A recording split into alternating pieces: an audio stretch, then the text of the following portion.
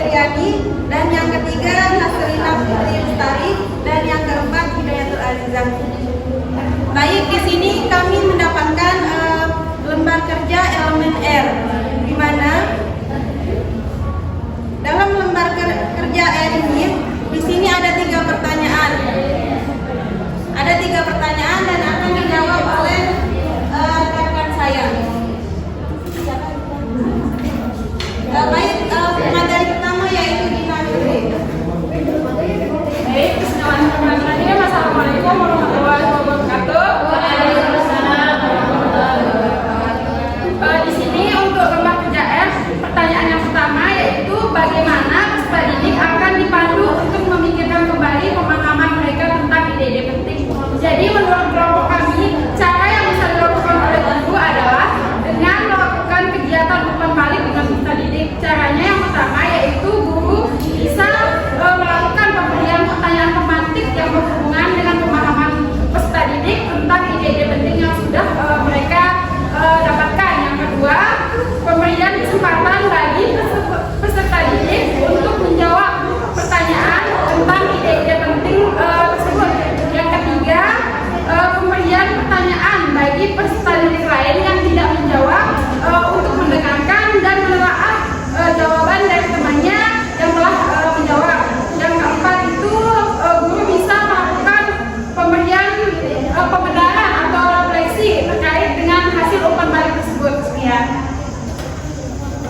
Baik, selanjutnya materi kedua yaitu hasil.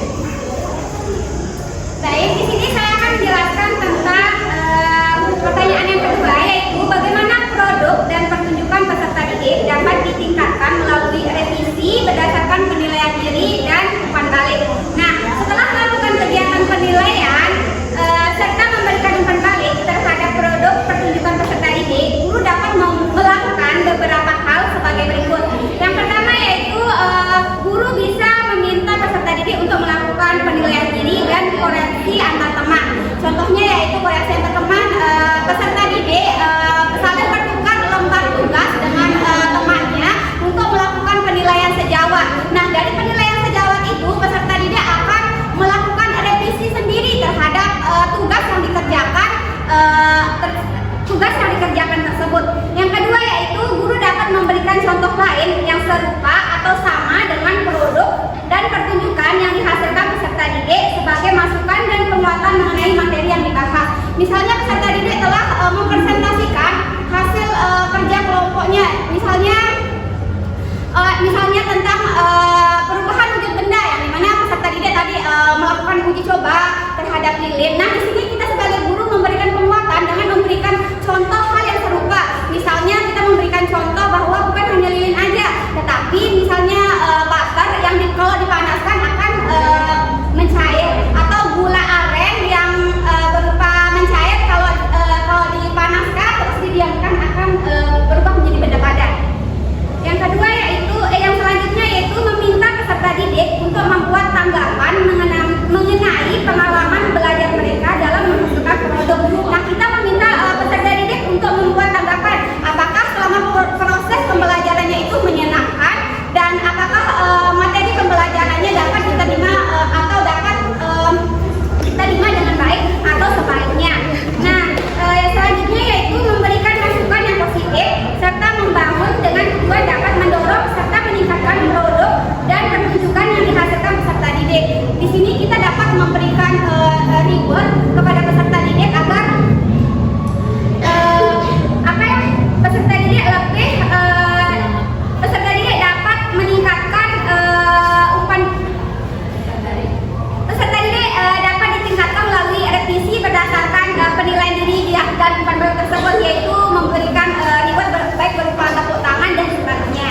Yang terakhir yaitu peserta didik diminta menulis perbaikan hasil produk dan pertunjukan yang telah dikoreksi, baik itu dikoreksi oleh guru tersendiri atau peserta didik itu sendiri yang mengoreksi ataupun teman sejawatnya.